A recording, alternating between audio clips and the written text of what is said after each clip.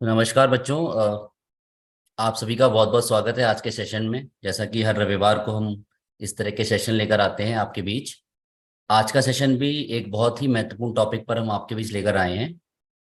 आज का जो सेशन है वो भारतीय सेना के ऊपर है। भारतीय सेना में आप किस तरह से शामिल हो सकते हैं, उसके क्या क्या जरिए हैं जिसके थ्रू आप भारतीय सेना में जा सकते हैं। उसमें जाने के लिए किस तरह की स्किल्स की आपको रिक्वायरमेंट है, क्या ग्रेजुएशन आपको करनी चाहिए, कौन से एग्जाम्स हैं जो आपको देने चाहिए भारतीय सेना में शामिल होने के लिए। आज का जो टॉपिक है वो केवल भारतीय सेना पर ही हम लोग विस्तार से बात करेंगे, जिसमें कि भारतीय वायुसेना, भारतीय थल सेना, भारतीय जल सेना, इन सभी विषयों पर एक विस्तार से हम लोग आपके सामने एक प्रेजेंटेशन प्रस्तुत करेंगे, जिसमें हम इन सभी चीज़ों को कवर करेंगे। सेशन की शुरुआत करने से पहले हम सभी मिलकर एक बार शुक्रिया अदा करते हैं मिनिस्ट्री ऑफ लेबर डिपार्टमेंट का, जिनका ये इनिशिएटिव है, जिनके प्रयासों से हम इस तरह के सेशन आपके बीच में हर रविवार को लेकर आते हैं। इसके साथ ही युवा टीम का भी बहुत बहुत हम शुक्रिया अदा करेंगे। साथ ही साथ आई ड्रीम करियर का जो इसमें टेक्निकल सपोर्ट हमें प्रोवाइड कर रहे हैं। उसके अलावा नेशनल करियर सर्विस पोर्टल का भी, जहाँ पर हम अलग अलग तरह के जॉब अपॉर्चुनिटीज के बारे में देखते हैं, उसमें अप्लाई करते हैं, उसके बारे में हम लोग चर्चा करेंगे। तो आज के सेशन की जो रूपरेखा होगी बच्चों, को मैं आपके सामने एक टाइमलाइन आपको बता देता हूँ। सेशन के शुरुआत में हमारे साथ एक मेहमान होंगे जो आपको भारतीय सेना के बारे में, उसमें किस तरह से भर्ती होती हैं, क्या क्या एग्जाम्स हैं, क्या एलिजिबिलिटी क्राइटेरिया है, इन सभी के बारे में आपसे बात करेंगे। उसके बाद आपके जो भी प्रश्न होंगे बच्चों, वो आप चैट पर उस दौरान डालते रहना। मैं चैट से उन प्रश्नों को मैम से एक एक करके पूछूंगा और सारे प्रश्नों के जवाब देने का प्रयास करूंगा। यदि कोई भी प्रश्न ऐसा हो जो छूट जाए तो उसके लिए मैं आपसे क्षमा चाहता हूं। मैं आज चैट पर ही उसके रिस्पॉन्स करने का पूरा प्रयास करूंगा। तो आप घबराएं नहीं कि हमारे सवाल का उत्तर नहीं मिला या मुझे ये पूछना था वो रह गया। कोई भी चीज़ हम कोशिश करेंगे छूटे ना। तो आज के जो हमारे साथ मेहमान है वो भावना मैम है। भावना मैम एक बहुत ही अनुभवी करियर काउंसलर हैं, जो बहुत सालों से बच्चों को करियर गाइडेंस प्रोवाइड करती हुई आ रही हैं। उनके इस अनुभव का हम लोग आज लाभ उठाएंगे और भारतीय सेना पर वो हम सभी को इन सभी महत्वपूर्ण टॉपिक के बारे में एक एक करके जानकारी प्रदान करेंगी। तो हम सभी मिलकर एक बार भावना मैम का स्वागत करते हैं सेशन पर। Welcome Bhavna ma'am to the session. Please take over. धन्यवाद संजय। धन्यवाद। और मैं बहुत शुक्रगुजार हूँ नेशनल करियर सर्विसेज की, यूनिसेफ युवा और आसमान फाउंडेशन की कि आज के वेबिनार के लिए उन्होंने इस महत्वपूर्ण विषय को चुना है। नमस्कार मेरे प्रिय विद्यार्थियों, स्टूडेंट्स या जितने भी सभी बच्चे आज इस वेबिनार से जुड़े हैं, क्योंकि आज हम एक बहुत ही महत्वपूर्ण और रोचक विषय पर अपना वेबिनार प्रस्तुत करने जा रहे हैं, जो कि है भारतीय सेनाएं और उनमें करियर के विकल्प। तो चलिए शुरू करते हैं। सबसे पहले मैं आपको थोड़ा सा एक ब्रीफ ओवरव्यू देना चाहूंगी कि हमारे भारतीय सेना में क्या क्या आते हैं और उनके कुछ स्पेशल फीचर्स हैं जो मैं आपको बताना चाहूंगी। हमारी जो भारतीय सेना है उनमें तीन प्रमुख सेनाएं हैं, जो कि इंडियन आर्मी, इंडियन नेवी और इंडियन एयरफोर्स। जो हमारे देश के राष्ट्रपति हैं, प्रेसिडेंट ऑफ इंडिया हैं, वो हमारी तीनों सेनाओं को जो मिलकर इंडियन आर्म्ड फोर्सेस बनती हैं, उनके सुप्रीम कमांडर होते हैं, जो प्रेसिडेंट ऑफ इंडिया है। हमारी जो मिलिट्री फोर्स है वो विश्व की दूसरी सबसे बड़ी मिलिट्री फोर्स है, world second largest military force. और जो ये हमारी सेनाएं हैं, ये हमारी मिनिस्ट्री ऑफ डिफेंस के अंडर, गवर्नमेंट ऑफ इंडिया के अंडर आती हैं। तो सबसे पहले, क्योंकि आज हम ये वेबिनार भारतीय सेना पर करने जा रहे हैं, मैं चाहूंगी कि आप इस पे भी हम लोग थोड़ा सा विचार करें कि क्यों हमें या क्यों किसी बच्चे को इंडियन आर्म फोर्सेस में करियर को ही एक मेन विकल्प चुनना चाहिए, या क्या उसके मेन फायदे हैं, क्या उसकी ऐसी खास बात है कि जो किसी बच्चे को ये डिसाइड करने में हेल्प करें कि मुझे भारतीय सेना में अपना करियर बनाना है। देखिए, सबसे पहली बात, सेल्फलेस सर्विस टू नेशन, कि आप अगर भारतीय सेना को ज्वाइन करते हैं तो आप अपने देश के प्रति निस्वार्थ भाव से, आपको एक सेवा करने का, अपने देश की सेवा करने का, अपने देश की, देशवासियों की सेवा करने का आपको एक मौका मिलता है। दूसरा, सबसे बड़ी बात, कि जो आप भारतीय सेना अगर ज्वाइन करते हैं तो उसमें जो एक यूनिफॉर्म होती है, तो वो एक बहुत ही प्राइड की चीज है। जब आप एक यूनिफॉर्म पहनते हैं भारतीय सेना की, तो आपको बहुत प्राइड फील होता है, बहुत प्राउड फील होता है कि आप अपने देश के लिए कुछ करने जा रहे हैं। तीसरी बात, जो भारतीय सेना की नौकरी है वो कोई ऐसे बहुत ही आम नौकरी नहीं है कि जिसमें आप सुबह से शाम तक एक कुर्सी पर बैठे हैं और सेम सा काम करने जा रहे हैं। ये एक ऐसा करियर है जिसमें बहुत तरह की चुनौतियों से भरा हुआ काम, आप बहुत ही एडवेंचरस काम, बहुत ही इंटरेस्टिंग काम आपको डेली बेसिस पर करना होता है। तो ये एक ऐसा करियर है जो चुनौतीपूर्ण है, जिसमें आप बहुत सारी चुनौतियों का मजा ले सकते हैं। चौथी बात है कि आपको इसमें ये भी मौका मिलता है, ये भी अवसर मिलता है कि आप बहुत लोगों को उनका नेतृत्व कर सकते हैं, एक लीडर की तरह आप काम करते हैं जब आप भारतीय सेना ज्वाइन करते हैं। उससे अगली बात कि बहुत लोग ऐसा सोचते हैं कि अगर वो भारतीय सेना ज्वाइन करेंगे तो बहुत एक जैसा सा काम होगा कि चलिए जी, आपको बॉर्डर पर जाकर लड़ाई करनी है। ये बात सच नहीं है, क्योंकि जब आप भारतीय सेना ज्वाइन करते हैं तो उसमें भी बहुत बहुत तरह के काम, स्पेशलाइजेशंस होती हैं, जिनके बारे में मैं आपको थोड़ा बाद में भी विस्तार से बताऊंगी। लेकिन बहुत ऐसी तरह की स्पेशलाइजेशंस हैं, काम हैं, जिनको जब आप भारतीय सेना ज्वाइन करते हैं तब आपको करने का मौका मिलता है। और आखिरी बात, जब आप भारतीय सेना ज्वाइन करते हैं तो जो उसमें आपको पे मिलती है, सैलरी मिलती है, जो और बहुत तरह के भत्ते मिलते हैं, सुविधाएं मिलती हैं, जैसे कि अकोमोडेशन हो गया, कैंटीन फैसिलिटीज हो गई, आपको रिटायरमेंट के बाद जो बेनिफिट्स मिलते हैं वो भी काफी अट्रैक्टिव हैं। तो लोग ये ना सोचें कि आप सिर्फ अगर भारतीय सेना ज्वाइन करते हैं तो जिनको सिर्फ बहुत पैशन है या जो बहुत एडवेंचरस, चुनौतीपूर्ण जीवन चाहते हैं उन्हीं को भारतीय सेना ज्वाइन करना चाहिए, उसमें सैलरी बहुत अच्छी नहीं है। तो ऐसा नहीं है। आपके जो सैलरी है, अकोमोडेशन है, दूसरी सुख सुविधाएं आपको जो भारतीय सेना में ज्वाइन करने पर मिलती हैं, उनका कोई मुकाबला नहीं है। चलिए, अब हम धीरे धीरे एक एक करके ये देखेंगे कि अगर किसी बच्चे को भारतीय सेना ज्वाइन करनी है तो 12th के बाद यानी कि 12वीं के बाद और ग्रेजुएशन के बाद यानी कि आप अगर बीटेक, बीएससी, बीए करते हैं, उसके बाद किस तरह से ये दोनों अवस्था में आप भारतीय सेना को ज्वाइन कर सकते हैं। सबसे पहले मैं बात करूंगी, आप 12वीं के बाद अगर ऑफिसर एंट्री यानी कि एज एन ऑफिसर आप अगर भारतीय सेना ज्वाइन करना चाहते हैं तो आपके पास क्या विकल्प है। सबसे ज्यादा पॉपुलर या लोकप्रिय या जिसको आमतौर पर सभी बच्चे जानते हैं कि 12वीं के बाद आप एनडीए यानी कि नेशनल डिफेंस एकेडमी, जो खड़गवासला पुणे में है, उसको आप ज्वाइन कर सकते हैं। 12वीं के बाद 3 साल की आपकी ट्रेनिंग होती है। और कैसे ज्वाइन आप करते हैं कि आपको एक नेशनल लेवल का यूपीएससी एग्जाम देना होता है 12वीं के बाद। उसके लिए आपको आवेदन देना होता है, आपको फॉर्म भरना होता है, और आपको NDA/INA, अब बहुत सारे बच्चे यहाँ ये भी नहीं जानते हैं, जो आप यूपीएससी का एग्जाम एनडीए का भरते हैं वो एनडीए के लिए भी होता है, और INA यानी कि इंडियन नेवल एकेडमी, जो एजिमेला केरल में है। तो आप इन दोनों के लिए आवेदन एनडीए के फॉर्म के द्वारा कर सकते हैं। और जब आप एनडीए में आवेदन करते हैं तो प्लीज ये समझ लीजिए कि वो आर्मी, एयरफोर्स, नेवी तीनों के लिए कंबाइंड है। और ये जो इंडियन नेवल एकेडमी वाला है ये इनसे अलग है, ये केरल में होता है। तो 12वीं के बाद अगर आप एज एन ऑफिसर भारतीय सेना ज्वाइन करना चाहते हैं तो आपको एनडीए ज्वाइन करने के लिए एक एग्जाम देना होता है नेशनल लेवल का। अगर आप एनडीए में आवेदन करना चाहते हैं तो कुछ बातें हैं जो आपको नोट कर लेनी चाहिए। मैं यहाँ पर बच्चों से ये भी एक निवेदन करूंगी कि जब आप ये वेबिनार देख रहे हैं तो मैं चाहूंगी कि आप कोई कॉपी, नोटबुक, कोई पेन पेंसिल लेकर आप जरूर बैठें, ताकि जहां भी आपको ऐसी कोई जानकारी लगे कि जो रोचक हो, महत्वपूर्ण हो, या आपके लिए बहुत ही स्पेसिफिकली इम्पोर्टेंट है, आप उसको साथ साथ नोट करें। जिन बच्चों के पास कोई कॉपी, पेन, पेंसिल नहीं है, वो अगर फोन पे, लैपटॉप पे आप ये वेबिनार देख रहे हैं तो आप इसका स्क्रीनशॉट भी ले सकते हैं, ताकि बाद में अगर आप उस इंफॉर्मेशन की दौरान दोबारा जाना चाहें, उसको दोबारा देखना चाहें, तो आप दोबारा देख सकें, क्योंकि ये बहुत इंपॉर्टेंट इंफॉर्मेशन है, इंपॉर्टेंट जानकारी है।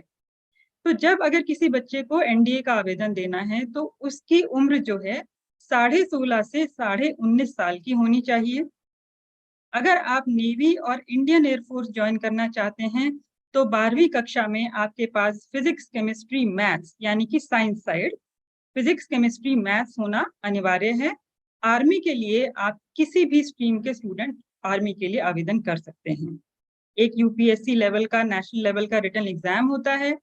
जब आप रिटन एग्जाम दे देते हैं, उसका रिजल्ट आता है, तब जो बच्चे उसको क्वालिफाई करते हैं उनको 5 दिन का सर्विस सिलेक्शन बोर्ड की प्रक्रिया से गुजरना होता है। इसके दोनों चीजों के बारे में, रिटन एग्जाम और सर्विस सिलेक्शन बोर्ड की जो प्रक्रिया है, मैं उसके बारे में आपको और भी विस्तार से आगे की स्लाइड्स में बताऊंगी।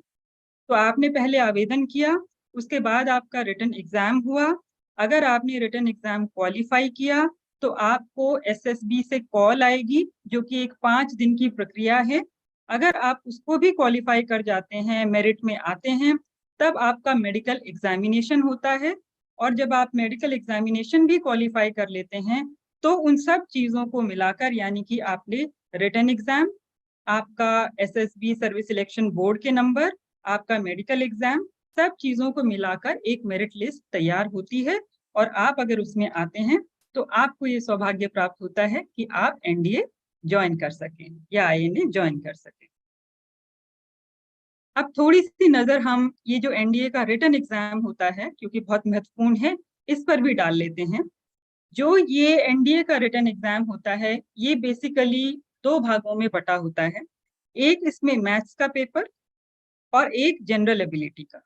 पहले मैथ्स के पेपर की बात करते हैं। मैथ्स का पेपर आपका 300 अंक का होता है और 2.5 घंटे का होता है। अब यहाँ ये नोट कर लीजिए, क्योंकि टोटल जो एग्जाम है वो 900 नंबर का है, उसमें से 300 नंबर का मैथ्स का पेपर है। तो अगर आप एंट्रेंस एग्जाम क्वालिफाई करना चाहते हैं तो बहुत अच्छा रहेगा कि आप अपने गणित में अभ्यास कीजिए और उसमें बेहतर परफॉर्म करने की आदत डालिए। उसको, अपने गणित की नॉलेज को आप बेटर करिए, क्योंकि जो गणित का भाग है वो 300 नंबर का है 900 में से। ये 2.5 घंटे का पेपर है। जो गणित के अलावा दूसरा पेपर है वो है आपका जनरल एबिलिटी। ये भी 2.5 घंटे का पेपर है और ये 600 अंक का है 900 में से।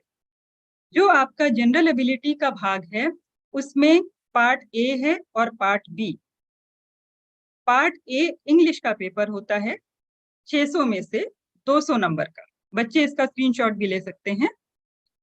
इंग्लिश का पेपर आपका 200 नंबर का 600 में से। और जो आपका पार्ट बी है उसमें आपके फिजिक्स में 100 नंबर का, केमिस्ट्री में 60 नंबर का, जनरल साइंस, ये सब आपका 10वीं के लेवल का आता है। जनरल साइंस आपका 40 नंबर का, थोड़ा बहुत हिस्ट्री, फ्रीडम मूवमेंट, आपका इतिहास, ये सब 80 नंबर का, और ज्योग्राफी यानी कि भूगोल भी आपके 80 नंबर का, और थोड़े से आपके करंट इवेंट्स। तो ये टोटल मिलाकर जो पार्ट बी है जनरल एबिलिटी का, ये आपका 400 नंबर का बनता है। तो इस तरह से 300 नंबर का आपका मैथमेटिक्स का पेपर और 600 नंबर का आपका जनरल एबिलिटी, और ये टोटल मिलाकर आपके 900 नंबर के बनते हैं। इसी तरह आपका जो एसएसबी इंटरव्यू की 5 दिन की प्रक्रिया है उसके भी 900 नंबर होते हैं। तो फिर आपका बाद में इनको जोड़कर मेरिट आपकी बनाई जाती है। ये आप यहाँ पर नेशनल डिफेंस एकेडमी यानी कि जो एनडीए है पुणे खड़गवासला में, उसकी तस्वीर आप देख सकते हैं। बहुत ही शानदार, बहुत ही खूबसूरत नेशनल डिफेंस एकेडमी। आगे जो इंडियन नेवल एकेडमी एजिमेला केरल में है, उसकी भी तस्वीर आप यहाँ पर देख सकते हैं। ये भी उतनी ही खूबसूरत और शानदार है। अब हमने बात की कि अगर आपको 12वीं के बाद ऑफिसर की तरह अगर आपको सेना में विकल्प चाहिए तो एनडीए का पेपर आपने देना है। एनडीए के अलावा 2 और विकल्प हैं जिनके बारे में अमूमन काफी कम बच्चों को पता होता है, क्योंकि ज्यादातर बच्चों को सिर्फ ये पता है कि अगर आपको 12वीं के बाद ज्वाइन करना है एज एन ऑफिसर तो एनडीए एंट्री पॉइंट है। लेकिन एनडीए के अलावा 2 और विकल्प हैं जो आप 12th के बाद यानी 12वीं के बाद, जिनके थ्रू आप एज एन ऑफिसर सेना में करियर बना सकते हैं। पहला विकल्प टीईएस यानी कि टेक्निकल एंट्री स्कीम। अब ये टेक्निकल एंट्री स्कीम क्या है? ये सिर्फ आर्मी में जाने के लिए होती है।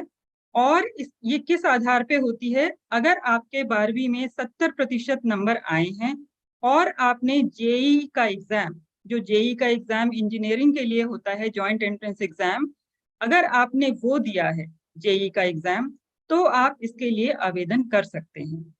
फिर आपका जो जेई में रैंक आया होगा, उसके हिसाब से अगर आप क्वालिफाई करते हैं तो आपको डायरेक्ट एसएसबी की कॉल आती है। इसमें एनडीए की तरह और कोई अलग से एंट्रेंस एग्जाम नहीं देना है। सिर्फ आपके अगर 12वीं में 70% नंबर आए हैं और आपने जेई का एग्जाम दिया है और उसका रैंक जो जेई का है वो आप उसके बेसिस पर अगर क्वालिफाई करते हैं एसएसबी कॉल के लिए, तो आपको एसएसबी कॉल आती है और फिर आपको उस प्रक्रिया से गुजरना होता है। और फिर आप अगर क्वालिफाई करते हैं तो आप ओटीए, ऑफिसर्स ट्रेनिंग अकेडमी गया में आप ज्वाइन करते हैं। तो ये हो गई आपकी टेक्निकल एंट्री स्कीम जो आर्मी के लिए होती है एनडीए के अलावा। दूसरी एक और एंट्री है जो आपको इंडियन नेवल एकेडमी में दाखिला दिला सकती है, वो है आपकी 10+2 बीटेक कैडेट एंट्री स्कीम। इसका भी जो आधार है वो आपका सेम है जो टेक्निकल एंट्री स्कीम वाला है। अगर आपके 12वीं में 70% नंबर आए हैं और आपने अगर जेई का एग्जाम दिया है और जेई के एग्जाम के रैंक से अगर आप क्वालिफाई करते हैं तो आपको डायरेक्ट एसएसबी कॉल आती है और आपको इसके लिए कोई और एंट्रेंस एग्जाम नहीं देना है। तो बच्चों, आई होप आपने ये नोट कर लिया होगा कि एनडीए के अलावा अगर ऑफिसर, एज एन ऑफिसर आप भारतीय सेना में ज्वाइन करना चाहते हैं तो ये दो विकल्प आपके पास और हैं। इसकी भी जो बेसिक रिक्वायरमेंट्स हैं वो एनडीए के एग्जाम वाली ही हैं कि आपकी जो एज है, उम्र है 16.5 से 19.5 साल, 70% नंबर आपके 12th में आनी चाहिए, जेई का रैंक, एसएसबी और फिर होंगे आपके मेडिकल। अब हमने 12वीं के बाद की बात तो कर ली है, अब हम थोड़ा सा ये भी देख लेते हैं कि 12th के बाद अगर बहुत सारे बच्चे, क्योंकि एनडीए वगैरह बहुत कॉम्पिटिटिव एग्जाम है, जेई भी एक बहुत कॉम्पिटिटिव एग्जाम है, अगर आपको सेना ज्वाइन करनी है और किसी वजह से आप अगर एनडीए या टेक्निकल एंट्री स्कीम या कैडेट एंट्री स्कीम के द्वारा 12th के बाद फौज ज्वाइन नहीं कर पाते हैं, तो आपको निराश होने की जरूरत बिल्कुल नहीं है। आप जिस भी ग्रेजुएशन को करना चाहते हैं, चाहे वो बीए है, बीएससी है या आप बीटेक है, आप उसे कर सकते हैं। और उसे करने के बाद आप ग्रेजुएशन के बाद भी फिर से एक और जो एंट्रीज हैं ग्रेजुएशन के बाद वाली, उनमें आवेदन करके उनमें भाग लेकर आप फौज या सेना ज्वाइन कर सकते हैं। तो आइए देखते हैं कि ये जो ग्रेजुएशन के बाद वाली एंट्रीज हैं ये कौन सी हैं। तो मुख्यतः ये दो हैं। सबसे पहली सीडीएस यानी कि combined defence services. Combined defence services का एग्जाम होता है जिसमें कि आपकी एलिजिबिलिटी ग्रेजुएशन आपको होनी चाहिए और ये तीनों का कंबाइंड होता है, इसीलिए इसका नाम कंबाइंड डिफेंस सर्विसेज है। Indian air force, Indian military academy और इंडियन नेवल एकेडमी, और इसमें ओटीए भी, ऑफिसर्स ट्रेनिंग एकेडमी भी, चारों एकेडमीज में ज्वाइन करने के लिए ये आपका सीडीएस एग्जाम होता है, which is combined defence services exam.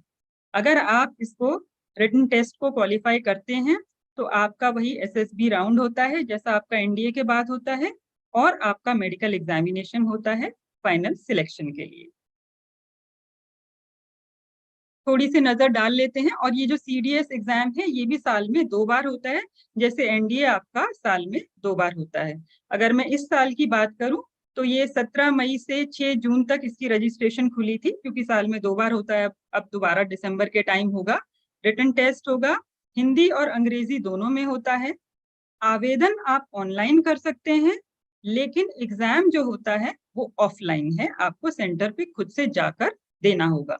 आवेदन ऑनलाइन, मल्टीपल चॉइस क्वेश्चंस होते हैं, और इसके लिए लड़कियां और लड़के, मेल्स एंड फीमेल्स दोनों आवेदन कर सकते हैं, मगर अनमैरिड होने चाहिए, उनका विवाह नहीं होना चाहिए। एंड 2 घंटे का इनका पेपर है और पूरे इंडिया में इनके सेंटर्स हैं। जो इसकी ऑफिशियल वेबसाइट है जहां से आप अप्लाई करते हैं, upsc.gov.in CDS.in, यहाँ से आप इसके लिए अप्लाई करते हैं CDS एग्जाम के लिए। ये एकेडमीज हैं, अगर आप CDS के थ्रू क्वालिफाई करते हैं तो इनमें आप ज्वाइन करते हैं। जो आर्मी वाले जो एप्लीकेंट्स होते हैं वो इंडियन मिलिट्री एकेडमी देहरादून, जो IM में हम जिसको बोलते हैं देहरादून में, वहां ज्वाइन करते हैं। नेवी वाले जो एप्लीकेंट्स होते हैं वो इंडियन नेवल एकेडमी एजिमला यानी कि केरल, वहां ज्वाइन करते हैं। और एयरफोर्स वाले एप्लीकेंट्स एयरफोर्स एकेडमी हैदराबाद में ट्रेनिंग के लिए ज्वाइन करते हैं। इसके अलावा जो OTA officers training academy Chennai में है शॉर्ट सर्विस कमीशन के लिए, जो मेल एप्लीकेंट्स हैं वो वहां ज्वाइन करते हैं, और जो विमेन एप्लीकेंट्स हैं वो भी OTA चेन्नई में ज्वाइन करते हैं। तो ये हो गई हमारी ग्रेजुएशन के बाद एक एंट्री पॉइंट ऑफिसर के लिए CDS exam, which is combined defence services exam. इसके अलावा जो दूसरा विकल्प आपके पास है ग्रेजुएशन में ज्वाइन करने के लिए, एक और एग्जाम होता है, वो है आपका FCAT यानी कि एयरफोर्स कॉमन एडमिशन टेस्ट। ये आपका सिर्फ एयरफोर्स के लिए होता है। जैसे CDS आपका आर्मी, एयरफोर्स, नेवी तीनों के लिए होता है, FCAT आपका सिर्फ एयरफोर्स के लिए होता है। इसमें आप FCAT के एग्जाम के द्वारा जो एयरफोर्स की फ्लाइंग ब्रांच है उसको ज्वाइन कर सकते हैं। परमानेंट कमीशन और short service commission ground duties पे जो ड्यूटी होती है, फ्लाइंग ब्रांच के अलावा जो ग्राउंड ड्यूटीज होती हैं उनके बारे में हम और भी बताएंगे, जैसे लॉजिस्टिक्स हो गया, एडमिनिस्ट्रेशन हो गया, अकाउंट्स हो गया, एजुकेशन ब्रांच हो गई। इस तरह बहुत सारी ब्रांचेस आपकी ग्राउंड ड्यूटीज में होती हैं जो नॉन फ्लाइंग होती हैं, उनके लिए भी आवेदन आप FCAT के एग्जाम के द्वारा कर सकते हैं। फिर इसी में technical and non technical branches भी, जैसे नॉन टेक्निकल तो मैंने आपको बताई, टेक्निकल अगर किसी बच्चे ने BTech किया हुआ है, इंजीनियरिंग की हुई है, तो वो इसके द्वारा टेक्निकल ब्रांच जो एयरफोर्स की होती हैं फ्लाइंग के अलावा, उनको भी आप ज्वाइन कर सकते हैं। इसमें एक NCC स्पेशल एंट्री स्कीम भी होती है, उसके थ्रू भी आप फ्लाइंग ब्रांच ज्वाइन कर सकते हैं। फिर एक मेटीरोलॉजिकल एंट्री होती है, जो बच्चे BSc MSc, ये ग्रेजुएशन नहीं, इसमें आपको MSc की रिक्वायरमेंट होती है। जैसे जो अगर आप देखते हैं कि जो फ्लाइंग हो रही है किसी एयरफोर्स स्टेशन में, तो वहां पे उनको गाइड करने के लिए टावर में जो लोग बैठते हैं, तो वेदर, क्योंकि मौसम जो है वो एक बहुत ही इंपॉर्टेंट चीज है फ्लाइंग के लिए, तो जो मीटियोरोलॉजिकल एंट्री होती है वो उस डिपार्टमेंट में यानी कि मौसम विभाग में ज्वाइन करते हैं। जो फ्लाइंग जो हमारे जो एयरफोर्स ऑफिसर्स करते हैं, उनको गाइड करने के लिए, मौसम से रिलेटेड जानकारी देने के लिए आप इस एंट्री के द्वारा जा सकते हैं BSc और MSc करके। अगर आपके कुछ भी सवाल हैं तो मैं चाहूंगी कि आप प्लीज चैट पर लिख सकते हैं, ताकि बीच बीच में या बाद में हम उनका जवाब दे सकें। थोड़ा सा मैं नजर डालूंगी कि किस तरह की, जैसा मैंने आपको सबसे पहले बताया कि एक ही तरह का काम नहीं होता है, फौज में बहुत सारे तरह का काम होता है। तो अगर मैं आर्मी पर नजर डालूं तो उसमें इन्फेंट्री है, आर्म्ड फोर्सेस है, आर्टिलरी यानी तोप की जो है वो अलग से डिपार्टमेंट है। इन्फेंट्री जो होते हैं, जो आप सबसे आगे जाते हैं बाय फुट, यानी कि खुद के अपने पैरों पर जो सबसे आगे लड़कर कोई भी कहीं भी संभालते हैं, वो इन्फेंट्री होती है। और इसमें एविएशन भी होती है। आर्मी में भी कुछ ऐसे ही ब्रांचेस होती हैं जिनमें वो लोग फ्लाई करते हैं, और ऑर्डिनेंस, एजुकेशन ब्रांच, ये सब भी होती हैं। अगर मैं नेवी की बात करूं तो सरफेस हो गया, सबमरीन हो गया, यानी कि जो पनडुब्बी में जो ऑफिसर्स होते हैं वो एक अलग से ब्रांच हो गई। लॉजिस्टिक्स हो गई, लॉजिस्टिक्स का मतलब यहाँ से वहां तक आपको सामान पहुंचाना, वो सारा लॉजिस्टिक्स हो गया। आपकी कैंटीन फैसिलिटीज हो गई, एजुकेशन ब्रांच हो गई, और इवन लॉ भी, जो लॉ करते हैं वो बच्चे भी आर्मी, एयरफोर्स, नेवी ज्वाइन कर सकते हैं।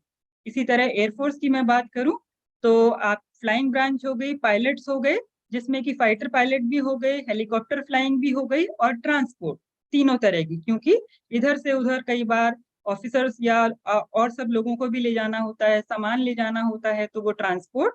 फिर नेविगेटर्स होते हैं, ग्राउंड ड्यूटी में टेक्निकल भी होता है, ग्राउंड ड्यूटी में नॉन टेक्निकल भी होता है, यानी कि MET ATC air traffic control, education, law और मेडिकल, क्योंकि अगर आप एज अ डॉक्टर भी आप अगर फौज ज्वाइन करना चाहते हैं तो आप कर सकते हैं, या तो AFMC पुणे 12th के बाद armed forces medical college Pune में नीट एग्जाम के द्वारा आप armed forces medical college Pune join कर सकते हैं आर्मी में डॉक्टर के लिए। और या फिर आप कहीं बाहर से भी MBBS करते हैं तो बाद में MBBS करने के बाद भी एंट्री होती है कि आप इंडियन एयरफोर्स, आर्मी, नेवी को एज अ डॉक्टर भी ज्वाइन कर सकते हैं। विमेन इन आर्म्ड फोर्सेस बहुत ही इंटरेस्टिंग, बहुत ही सबके लिए प्राउड मोमेंट है कि आज की डेट में 12th के बाद NDA में भी लड़कियां ज्वाइन कर सकती हैं। कुछ साल पहले तक ये सुविधा लड़कियों को उपलब्ध नहीं थी, पर जितनी भी लड़कियां हमसे आज जुड़ी हुई हैं, मैं चाहूंगी कि अगर कुछ लड़कियां हमारा ये वेबिनार देख रही हैं तो आप अपना चैट पर नाम डालिए और यस लिखिए। अगर कुछ लड़कियां आज का वेबिनार हमारा देख रही हैं तो प्लीज आप चैट पर अपना नाम लिखें और यस लिखें, ताकि मुझे पता चले कि लड़कियां भी सेना में जाने की इच्छुक हैं। तो आज के टाइम में आप लड़कियां जो हैं 12th के बाद एज एन ऑफिसर एंट्री के लिए NDA में भी ज्वाइन कर सकती हैं, और ग्रेजुएशन के बाद जितने भी विकल्प ज्यादातर आप मेल कैंडिडेट्स के लिए खुले हैं, आर्मी, एयरफोर्स, नेवी, डॉक्टर्स, सब में लड़कियां भी जा सकती हैं। कुछ एक ब्रांचेस हैं जो उनके लिए ओपन नहीं है, बट ज्यादातर ब्रांचेस जैसे कि engineer, signal, ordnance, education, law, medical, flying में भी, इवन फाइटर पायलट्स में, हेलीकॉप्टर पायलट में, ट्रांसपोर्ट पायलट में ग्रेजुएशन के बाद लड़कियां या 12th के NDA के थ्रू लड़कियां भी आवेदन कर सकती हैं। वो भी ये सपना रख सकती हैं कि हम अपने देश के लिए सेना में भर्ती हो सकते हैं, चाहे वो आर्मी हो, चाहे वो एयरफोर्स हो, नेवी हो, या फिर डॉक्टर। चलिए, अभी हमने बात की कि कहाँ कहाँ से, किस किस एंट्री से 12th के बाद और ग्रेजुएशन के बाद आप एंट्री कर सकते हैं। रिटन एग्जाम होता है, मेडिकल होता है, क्या क्या ब्रांचेस होती हैं। अब हम एक बहुत ही महत्वपूर्ण टॉपिक पे या सब टॉपिक पे बात करने जा रहे हैं, which is services selection board. क्योंकि देखिए, बहुत सारे बच्चे आवेदन करते हैं, उससे थोड़े कम आपके रिटन एग्जाम में बैठते हैं, फिर उसमें से कुछ रिटन एग्जाम क्वालिफाई करते हैं, और जो रिटन एग्जाम क्वालिफाई करते हैं उसके बाद ये स्टेप बहुत इंपॉर्टेंट आता है कि जब उनको सर्विस सिलेक्शन बोर्ड से कॉल आती है तो उनको वहां जाकर वो प्रक्रिया में भाग लेना होता है, और अगर वहां पे वो मेरिट में आते हैं तो ही वो फाइनल मेरिट लिस्ट में उनका नाम आएगा। तो अगर मैं सर्विस सिलेक्शन बोर्ड की बात करूं तो आर्मी में 12 जगह बोर्ड हैं, जैसे कि प्रयागराज, कपूरथला, भोपाल, बेंगलोर, ऐसे 12 सर्विस सिलेक्शन बोर्ड हैं। नेवी में 4 बोर्ड हैं जहां पर आपको कॉल आती है रिटन एग्जाम क्वालिफाई करने के बाद, भोपाल, कोलकाता, वाइजैक जिसको कि विशाखापट्टनम भी कहते हैं, और बेंगलोर। इसी तरह इंडियन एयरफोर्स में भी 4 बोर्ड हैं, देहरादून, वाराणसी, गांधीनगर जो गुजरात में है, और मैसूर। तो ये हो गए आपके सर्विस सिलेक्शन बोर्ड। अब आप ये ध्यान से सुनिए कि यहाँ जाकर होता क्या है। जब आपको सर्विस सिलेक्शन बोर्ड से कॉल आती है तो वहां पर आपका 5 दिन का आपकी पूरी प्रक्रिया होती है। जो सबसे पहला दिन होता है डे 1, उसको हम बोलते हैं स्टेज 1 भी। वहां पर आपका एक OIR टेस्ट यानी कि officer intelligence rating, picture perception test, group discussion, आपका 7-8 लोगों का, जितने भी जो एप्लीकेंट्स हैं उनका एक ग्रुप बनाया जाता है। आपको एक विषय दिया जाता है और उस पर आपको डिस्कशन करनी होती है, और 2-3 ऑफिसर्स वहां पर आपको ऑब्जर्व करते हैं, और जो आप डिस्कशन करते हैं उसके बेस पे आपको नंबर मिलते हैं। तो ये एक बहुत इंपॉर्टेंट है। यहाँ पर मैं ये भी चीज पर एक थोड़ा सा ध्यान देना चाहूंगी, कुछ बच्चे ऐसे होते हैं जिनको अंग्रेजी जिनकी बोलने में बहुत अच्छी नहीं होती, तो मैं उन बच्चों को सलाह दूंगी कि प्लीज आप अगर इस स्टेज तक पहुंच जाते हैं, आप ग्रुप डिस्कशन में पार्ट ले रहे हैं, तो आप वहां पर इतना मत झिझकिए कि अगर आपको अंग्रेजी बोलनी नहीं आ रही है तो आप बिल्कुल बोल ही नहीं रहे, क्योंकि आपका बोलना ज्यादा इंपॉर्टेंट है, बजाय कि आप सिर्फ अंग्रेजी में ही बोलें। आप अंग्रेजी में बोल सकते हैं, बहुत अच्छी बात है। अगर नहीं बोल सकते हैं तो भी प्लीज आप हिंदी में कहिए, लेकिन अपना जो आप कहना चाहते हैं उस विषय पर उसको जरूर कहिए। क्योंकि इस डिस्कशन में जो आपको ऑब्जर्व कर रहे हैं वो ये देखना चाह रहे हैं कि आपको विषय के बारे में जानकारी है कि नहीं है, आप अपने टीममेट्स के साथ कैसे बिहेव करते हैं, आप मैनेज कर पाते हैं कि नहीं। तो ये सारा देखने के लिए आपका बोलना जरूरी है। इसी तरह पिक्चर परसेप्शन टेस्ट, आपको एक पिक्चर दिखाई जाएगी प्रोजेक्टर पर, और उस तस्वीर को देखकर आपके मन में जो भी बात आती है, जो भी कहानी आती है, वो आपको एक कागज पे लिखनी होती है। तो इस तरह आपकी स्टेज 1 है, जिसको स्क्रीनिंग फेज भी कहते हैं। इस फेज में कुछ बच्चे आगे जाते हैं, कुछ बच्चे यहीं से बाहर हो जाते हैं। जो बच्चे स्क्रीनिंग फेज को पार करके आगे जाते हैं वो स्टेज 2 पर पहुंचते हैं। स्टेज 2 में आपका 4 तरह की चीजें। सबसे पहले आपका साइकोलॉजिकल टेस्ट। ये भी इस तरह का टेस्ट है कि आपको कुछ चीजें, कुछ तस्वीर दिखाई जाती है, उसके ऊपर आपको कुछ लिखना है। तो ये आपका साइकोलॉजिकल टेस्ट होता है। जो डे 3 होता है, 3 से 4, उसमें आपका एक ग्रुप टास्क टेस्ट होता है कि आपको कुछ बाधा रेस हो गई, कुछ ऐसी चीजें आपको फील्ड पे दी जाएंगी जो आपको फिजिकली करनी होंगी। और तीसरा यानी कि इंटरव्यू, जो आपका 1 to 1, एक ऑफिसर जो है इंटरव्यूइंग ऑफिसर, वो आपका 1 to 1 इंटरव्यू लेंगे।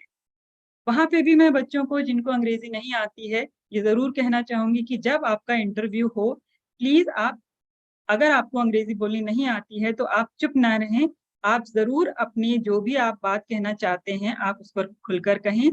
एक और चीज मैं यहाँ पे कहना चाहूंगी कि जितना हो सके इंटरव्यू, चाहे आपको कोई लोग बहुत ट्रेनिंग देकर भेजें, बहुत कुछ सिखाकर भेजें, लेकिन अगर आप में वाकई ऑफिसर लाइक क्वालिटीज हैं भारतीय सेना के लिए, तो आपको कुछ भी झूठ या कुछ भी कुछ और बोलने की या एक्टिंग करने की जरूरत नहीं है। आप जैसे हैं, जेन्युइन सेल्फ, आप जो भी चीज हैं आप उसे सच्चाई से वहां पर व्यक्त करेंगे। अगर और आप में वो ऑफिसर लाइक क्वालिटीज हैं तो आपका अपने आप ही सिलेक्शन होगा। तो जो भी आपसे इंटरव्यूइंग ऑफिसर पूछे उसकी सच्ची जानकारी आप वहां दें और चुप ना रहें, वहां पे आप जरूर बोलें। और जब आपका psychological test, group task test और इंटरव्यू हो जाता है, लास्ट में जो भी आपके ये सारे ऑफिसर जिन्होंने आपको ऑब्जर्व किया है उनकी एक कॉन्फ्रेंस होती है डे 5 पर। उस कॉन्फ्रेंस में सब जिसने भी जितने नंबर दिए हैं वो आपस में सब डिस्कस करते हैं और आपकी एक फाइनल मेरिट लिस्ट बनती है। अगर आप उसमें क्वालिफाई करते हैं तब आपको नेक्स्ट स्टेप मेडिकल्स के लिए आपको लेटर आता है। जैसा कि मैंने कहा, ये जो सर्विस सिलेक्शन बोर्ड है, अगर मैं मोटे मोटे तौर पर इसको बोलूं तो ये आपकी 3 चीज चेक करता है। साइकोलॉजिकल में आपका मनस यानी कि साइक टेस्ट, फिर आपका जो ग्रुप टास्क जैसा कि आप तस्वीर में सीधे हाथ पर देख सकते हैं, आपका कर्म, और इंटरव्यूइंग ऑफिसर यानी कि आपका वचन। तो ये तीनों चीज आपकी इस 5 दिन की सर्विस सिलेक्शन बोर्ड की प्रक्रिया में जांची जाती हैं, जिसके बेस पे आपको नंबर दिए जाते हैं। अब तक जो हमने बात की वो सारी जो डिस्कशन थी वो ऑफिसर एंट्री के लिए थी, ठीक है। अब क्योंकि हम देख रहे हैं हमारे देश में पिछले साल से अग्निपथ स्कीम भी लॉन्च हुई है। अगर जो मैं नॉन ऑफिसर एंट्री की बात करूं, जो हमारे देश में भारतीय सेना में जवान हैं उनकी एंट्री की बात करूं, तो वो अग्निपथ स्कीम के द्वारा भारतीय सेना को, चाहे आर्मी, एयरफोर्स, नेवी को ज्वाइन कर सकते हैं एज अग्निवीर। तो चलिए इसके बारे में भी थोड़ी सी जानकारी हम ले लेते हैं। सबसे बड़ी बात कि अगर आप अग्निपथ स्कीम के द्वारा एज अग्निवीर आप भारतीय सेना को, चाहे वो आर्मी है, चाहे एयरफोर्स है, चाहे नेवी है, आप उसको ज्वाइन करना चाहते हैं, तो आपको फिर से मैं कहूंगी कि ये एक अपॉर्चुनिटी मिलती है, ये एक अवसर मिलता है कि जिसके द्वारा आप अपने देश की सेवा कर सकते हैं through joining your armed forces. जो ये अग्नि पथ स्कीम है जिसके थ्रू आप ज्वाइन करते हैं, इसमें पैन इंडिया यानी कि पूरे भारत में इसकी रिक्रूटमेंट प्रोसेस चलता है और मेरिट बनती है, और उस मेरिट के बेस पे आपको ये अवसर प्रदान होता है कि आप एज अग्निवीर भारतीय सेना को ज्वाइन कर सकें।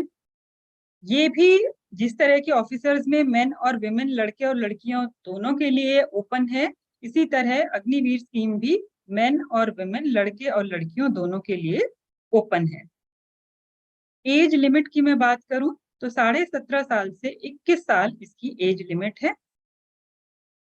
बहुत सारे अट्रैक्टिव मंथली एमोल्यूमेंट्स और सेवा निधि पैकेज, इसके बारे में भी हम बात करेंगे। जब आप एज अग्निवीर ज्वाइन करते हैं तो आपका मंथली सैलरी और सेवा निधि, यानी कि जब आप 4 वर्ष की अवधि पूरी करेंगे तो आपको जो एक पैकेज मिलेगा उसके बारे में भी हम बात करेंगे, बहुत ही अट्रैक्टिव है। और जितने भी अग्निवीर ज्वाइन करेंगे ट्रेनिंग को, उनमें से कुछ को ये अवसर प्रदान होगा कि वो जिसमें भी उन्होंने ज्वाइन किया है उसको एज परमानेंट काडर में भी ज्वाइन कर सकते हैं। और जितने भी बच्चे एज अग्निवीर ज्वाइन करेंगे 4 साल के बाद, based upon merit and organisational requirement, कि कितनी भी ऑर्गेनाइजेशन को उस समय जरूरत है और आपकी क्या मेरिट है, उसमें से करीब 25% जो है जो कैंडिडेट्स हैं उनको फौज को एज परमानेंट काडर में ज्वाइन करने का मौका मिलेगा। थोड़े से हम फाइनेंशियल पैकेज भी देख लेते हैं, क्योंकि बहुत बच्चे जो अग्निपथ स्कीम के थ्रू भारतीय सेना को ज्वाइन करना चाहते हैं उनको ये बहुत जिज्ञासा रहती है कि सैलरी का क्या होगा, कितने पैसे मिलेंगे, क्या उसमें करना होगा। तो आइए थोड़ी सी बात हम इस बारे में भी कर लेते हैं। जब आप एज एन अग्निवीर ज्वाइन करते हैं अग्निपथ स्कीम के द्वारा, तो आपको पहले साल में यानी कि फर्स्ट ईयर में 4,76,000 रुपए का पैकेज आपको फर्स्ट ईयर में मिलेगा।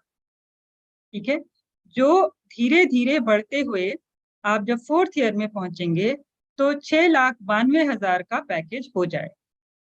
तो आप जब ज्वाइन करेंगे तो पहले साल में 4,76,000 से शुरू कर आप फोर्थ ईयर तक पहुंचते पहुंचते, चौथे साल तक पहुंचते पहुंचते आपको 6,92,000 पर एनम यानी कि वार्षिक आपको आय इतनी मिलेगी।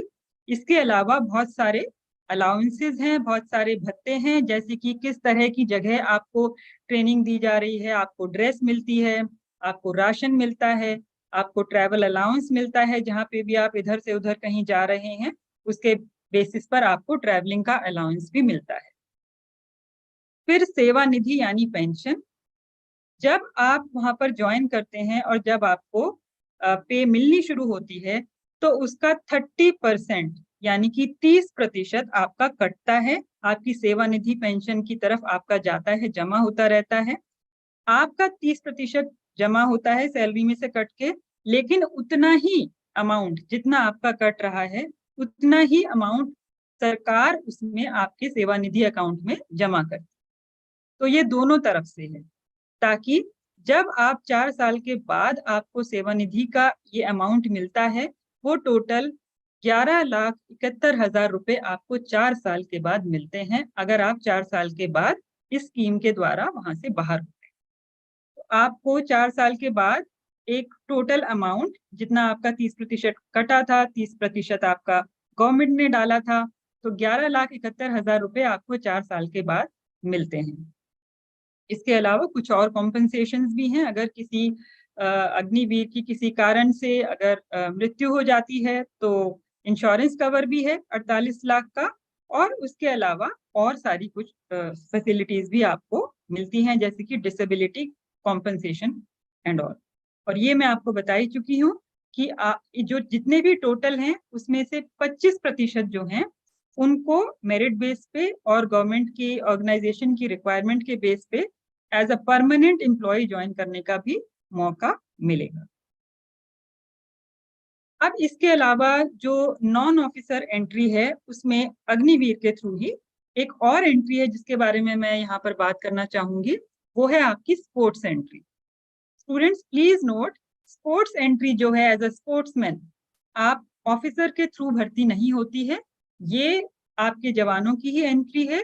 और जब से अग्निपथ स्कीम स्टार्ट हुई है तो ये अग्निपथ स्कीम के थ्रू ही है स्पोर्ट्स एंट्री। तो direct sports entry is only as a soldier, airman and sailor. Army में सोल्जर, एयरफोर्स में एयरमैन और नेवी में एज अ सेलर। अगर आप किसी भी स्पोर्ट्स में बहुत अच्छा कर रहे हैं, बहुत अच्छे का मतलब आपकी पार्टिसिपेशन या मेडल विनर हैं आप जूनियर, सीनियर, नेशनल चैंपियनशिप्स में, तो आप इसमें स्पोर्ट्स एंट्री में आवेदन कर सकते हैं। देखिए, भारतीय सेना चाहे वो एयरफोर्स हो, आर्मी हो, नेवी हो, स्पोर्ट्समैन के लिए बहुत ही अच्छे अवसर प्रदान करती है, ट्रेनिंग प्रदान करती है। आप अपने देश के लिए, अपनी सेना के लिए अपने रिप्रेजेंट करते हैं, आर्मी, एयरफोर्स, नेवी को रिप्रेजेंट करते हैं एज अ स्पोर्ट्स पर्सन, और आपको ट्रेनिंग मिलती है, कोचिंग मिलती है, आप उनके लिए खेलते हैं और आपको सैलरी भी मिलती है। नेवी और एयरफोर्स में स्पोर्ट्स एंट्री के लिए मिनिमम आप 12th पास होने चाहिए। आर्मी में अगर आपको स्पोर्ट्स एंट्री के द्वारा ज्वाइन करना है तो आप 10th पास आपकी मिनिमम एलिजिबिलिटी है। Selection process is directly by respective sports control board. देखिए, तीनों सेनाओं के, आर्मी, एयरफोर्स, नेवी के अपने अपने स्पोर्ट्स कंट्रोल बोर्ड होते हैं जो इस भर्ती को पूरा सुपरवाइज करते हैं, जो स्पोर्ट्स एंट्री होती है। तो अगर कुछ बच्चे किन्हीं खेलों में, स्पोर्ट्स में बहुत अच्छे हैं, तो वो इस विकल्प को भी ध्यान में रखकर आप इसके द्वारा army, air force, navy as a sportsman join कर सकते हैं। ये सिर्फ अभी लड़कों के लिए है।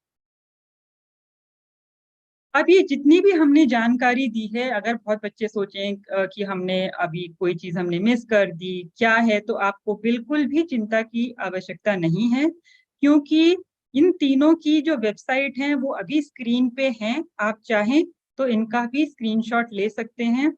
और मैं यहाँ पर ये भी बच्चों को सलाह देना चाहूंगी कि प्लीज आप जब भी किसी आवेदन या किसी सिलेक्शन क्राइटेरिया या प्रक्रिया के बारे में जानना चाहते हैं, तो आप सिर्फ एयरफोर्स, आर्मी, नेवी की ऑफिशियल वेबसाइट पर जाकर ही वो जानकारी प्राप्त करें। किसी यूट्यूब वीडियो पे कहीं कुछ, किसी का आजकल कुछ कुछ लोग डाल देते हैं, या कहीं से कोई आर्टिकल पढ़ लिया, मैं पढ़ सकते हैं, लेकिन उसको पक्की जानकारी के तौर पर चेक करने के लिए आप जो इंडियन आर्मी, एयरफोर्स, नेवी की जो ऑफिशियल वेबसाइट है, यानी कि एयरफोर्स की मैं बात करूं तो www.indianairforce.nic.in, ये आपकी एयरफोर्स की ऑफिशियल वेबसाइट। www.joinindianarmy.nic.in, ये आपकी आर्मी की वेबसाइट। और www.joinindiannavy.gov.in, ये आपकी नेवी की ऑफिशियल वेबसाइट है। सारी ऑफिसर भर्ती, नॉन ऑफिसर भर्ती, अग्निपथ स्कीम, इन सब की आपको पक्की और पुख्ता जानकारी आपको अगर चाहिए, तो आपको इस वेबसाइट पर जाकर उस चीज की जानकारी आप ले सकते हैं। आप कहीं और से जानकारी ले सकते हैं, लेकिन उसको आप यहाँ पर जाकर जरूर चेक करिए। ये तीनों वेबसाइट हैं आपकी आर्मी, एयरफोर्स, नेवी की। आप यहाँ से जाकर ठीक से चेक कर सकते हैं कि आपको कौन सी जानकारी आपको मिली है वो ठीक है कि नहीं है, और आगे आपको इनमें आवेदन के लिए क्या करना है। तो ये आज मेरी प्रेजेंटेशन थी। अगर किन्हीं बच्चों के कुछ सवाल हैं तो मेरी तरफ से उनको वेलकम है। आप सवाल चैट पर भी डाल सकते हैं और पूछ भी सकते हैं। संजय, आप हैं? तो बहुत बहुत शुक्रिया मैम आपका इस पूरी जानकारी के लिए। तो बच्चों के कुछ प्रश्न हैं जो मैं आपसे एक एक करके पूछूंगा ताकि वो हाँ जी। उनको उनके सवालों के जवाब मिल सकें। सबसे पहला जो प्रश्न है वो इस एनडीए के एग्जाम को लेकर है कि एनडीए एग्जाम दिया था, मुझे उसकी प्रिपरेशन करनी है, तो किस तरह से उसकी पढ़ाई हम लोग स्टार्ट कर सकते हैं। ओके, तो क्या नाम लिखा है इन्होंने? ये है Meenakshi. Meenakshi, thank you for asking that question.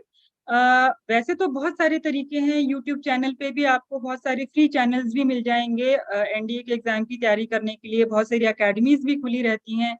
लेकिन आप अगर घर पे ही रहकर तैयार करना चाहती हैं, तो एक पाथ फाइंडर की एनडीए की तैयारी की एक किताब आती है, पाथ फाइंडर। ठीक है, अरिहंत पब्लिकेशन, आप नाम चाहें तो लिख लें, ARIHANT, अरिहंत पब्लिकेशन की एक बुक आती है एनडीए की, आप वो ले सकती हैं। उसमें पिछले साल तक के क्वेश्चन पेपर्स और प्रैक्टिस, मॉक टेस्ट सब दिए होते हैं।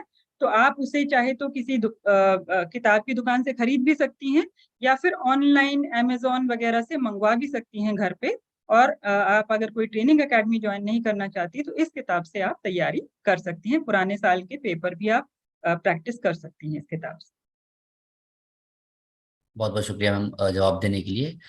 सुप्रिया रॉय का क्वेश्चन है, मैंने पोस्ट ग्रेजुएशन किया है 2022 में, आर्मी ज्वाइन करने के क्या क्या स्कोप्स हैं? हाँ जी, तो आप अगर आपकी सीडीएस की एज अभी नहीं निकली है, ठीक है, तो आप सीडीएस के थ्रू भी आर्मी ज्वाइन कर सकती हैं। और अगर आपकी सीडीएस के थ्रू एज निकल गई है तो कुछ ब्रांचेस, जैसे मैंने कहा कि एजुकेशन ब्रांच में जो है उसमें मास्टर्स के बाद आप अप्लाई कर सकते हैं। और क्योंकि आप मास्टर्स के बाद अप्लाई करते हैं तो आपका एज ब्रैकेट भी, उसमें जो एज का क्राइटेरिया है वो थोड़ा बढ़ा हुआ होता है। जैसे मैंने कहा कि आप एक बार इंडियन आर्मी की वेबसाइट पर जाकर एजुकेशन ब्रांच में जो एंट्री है आप उसको चेक करें। अगर आपकी उम्र उसमें अभी फॉल कर रही है तो आप एमए के बाद एजुकेशन ब्रांच भी ज्वाइन कर सकती हैं। और अगर उम्र अभी सीडीएस के लिए भी ओके है तो even CDS combined defence services के थ्रू भी आप आर्मी ज्वाइन कर सकते थैंक यू मैम। एक बच्चे का प्रश्न है, नितांश का प्रश्न है ये, मैं डिप्लोमा मैकेनिक इंजीनियर का स्टूडेंट हूँ, मैं आर्मी कैसे ज्वाइन कर सकता हूँ?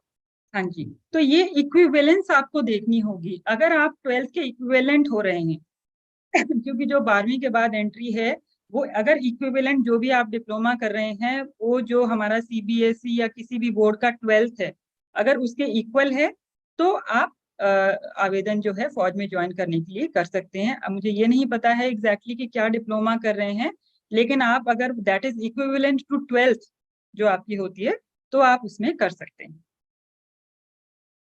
शुक्रिया मैम। उमर का प्रश्न है, उमर जम्मू कश्मीर से है, इनका प्रश्न है कि मेरी एज 28 है, क्या मैं आर्मी ज्वाइन कर सकता हूँ? उमर, ये शायद आपकी उम्र थोड़ी सी अब ज्यादा हो गई है और आप आर्मी इस तरह से तो ज्वाइन नहीं कर पाएंगे। लेकिन अगर आर्मी आप देश सेवा के लिए ज्वाइन करना चाहते थे तो आप निराश मत होइए, और बहुत सारे विकल्प होते हैं जिनके थ्रू आप देश की सेवा कर सकते हैं। तो आप उन विकल्प को तलाशिए, क्योंकि 28 की उम्र आपकी अब थोड़ी सी ज्यादा हो गई है आवेदन करने के लिए। लेकिन और बहुत सारे तरीके हैं जिनके द्वारा आप देश की सेवा कर सकते हैं। ओम चौधरी का ये प्रश्न है, अगर बच्चा 12th पास आउट है एग्रीकल्चर में, तो क्या हाँ, वो इंडियन एयरफोर्स के लिए अप्लाई कर सकता है? देखिए 12th पास आप जब एग्रीकल्चर कहते हैं तो ऐसा एग्रीकल्चर नहीं हो सकता, आपके पास और भी सब्जेक्ट होंगे। हो सकता है कि एग्रीकल्चर आपके पास एक विषय हो, which is a vocational subject, I understand.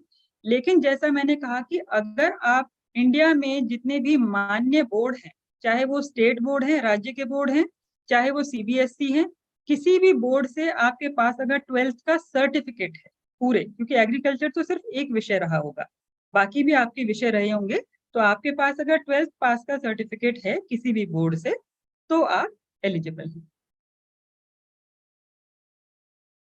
शुक्रिया मैम। सौरभ का प्रश्न है, मैम मैंने बीकॉम कंप्लीट कर लिया है और एनडीए में जाना चाहता हूँ, उसके लिए क्या स्कोप है? सौरभ, मुझे आपकी उम्र नहीं पता है, लेकिन जैसा ऑब्वियसली अगर आपने बीकॉम कंप्लीट कर लिया है तो आप एनडीए के लिए तो एलिजिबल नहीं हैं, क्योंकि आपकी उम्र आई एम श्योर 19.5 से ज्यादा हो चुकी होगी।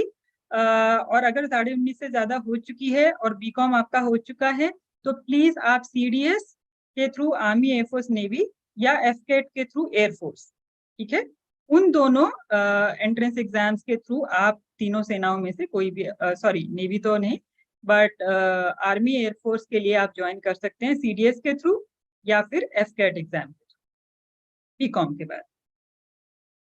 धन्यवाद मैम। एक और प्रश्न है बच्चे का, I have done B Tech in civil engineering, how can I join Indian army?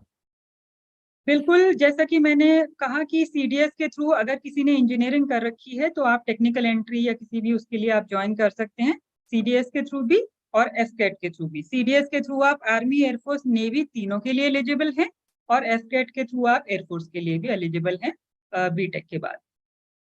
तो दोनों में आप आवेदन कर सकते हैं डिपेंडिंग अपॉन कि आपको कौन सी सेना में जाना है। निमिषा का प्रश्न है ये, निमिषा पूछ रही है कि कैट में क्या कोई एज रेस्ट्रिक्शन है फॉर हाँ ग्राउंड जी, ड्यूटी? हाँ जी, मैंने आपको बताई है फिर भी क्योंकि अलग अलग ब्रांच की बहुत स्पेसिफिकेशंस होती हैं एज लिमिट की, तो मैं चाहूंगी कि आप इंडियन एयरफोर्स की ऑफिशियल वेबसाइट पर जाकर जिस पर्टिकुलर ब्रांच में, जैसे एफ कैट में जैसे मैंने बात की कि फ्लाइंग ब्रांच भी है, ग्राउंड ड्यूटी में टेक्निकल भी है, ग्राउंड ड्यूटी में नॉन टेक्निकल भी है, तो हर किसी की थोड़ा सा एज स्पेसिफिकेशन है। तो आप जाकर आप विजिट कीजिए। जब आप विजिट करेंगी वेबसाइट, जो कि मैं चाहूंगी हर बच्चे को, ताकि आपको वहां से फिर और भी बहुत सारी जानकारी मिले, तो जिस ब्रांच में आप ज्वाइन करना चाहती हैं, तो वो आप वेबसाइट से थोड़ा सा स्पेसिफिकेशन आप नोट कर लीजिए।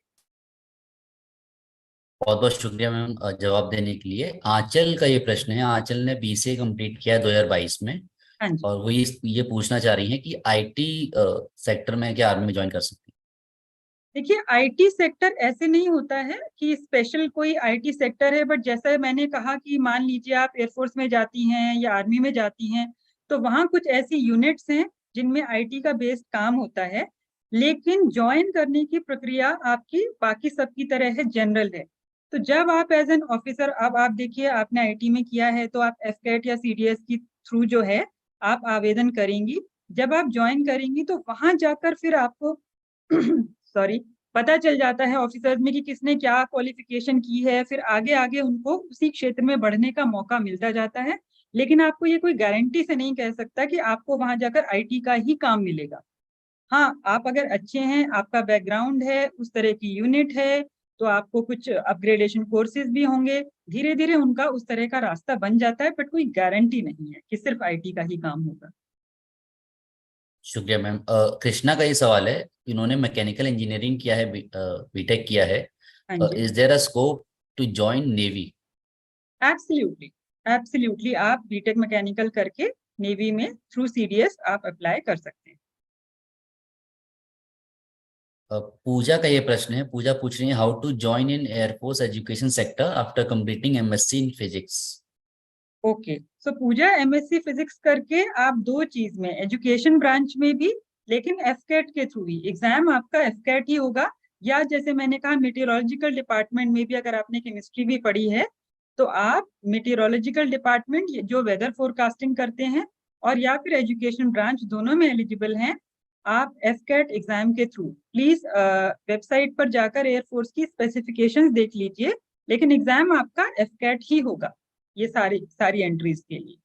मैं संजय बहुत खुश भी हूँ, आई एम रियली हैप्पी कि लड़कियों ने आज ज्वाइन भी किया है और वो इतने सारे सवाल भी पूछ रहे हैं, तो मुझे बड़ी खुशी है। और मैं खुद एक महिला होकर आज मैं सेना के ऊपर वेबिनार ले रही हूँ, तो दोनों चीज वेरी हैप्पी कोइंसिडेंस। एकदम मैम, आपने एकदम सही बात कही। ये देखकर बहुत ही अच्छा लगा कि बहुत सारी महिलाएं भी, बहुत सारी बच्चियां इस सेक्टर में जाने के लिए अपने अपने प्रश्न लेकर आज हमारे सामने हैं। शैलेंद्र का ये सवाल है कि मैं अभी ऑनर्स कर रहा हूँ, मेरी एज 19 प्लस है, मैं आर्मी।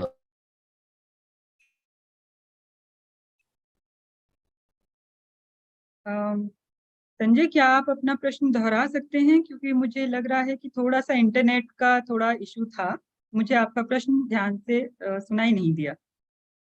मैं दोहरा देता हूँ। शैलेंद्र का जी। ये सवाल है, वो पूछ रहे हैं मैंने बीकॉम ऑनर्स किया है और उनकी एज 19 प्लस है, वो आर्मी किस तरह ज्वाइन कर सकते हैं?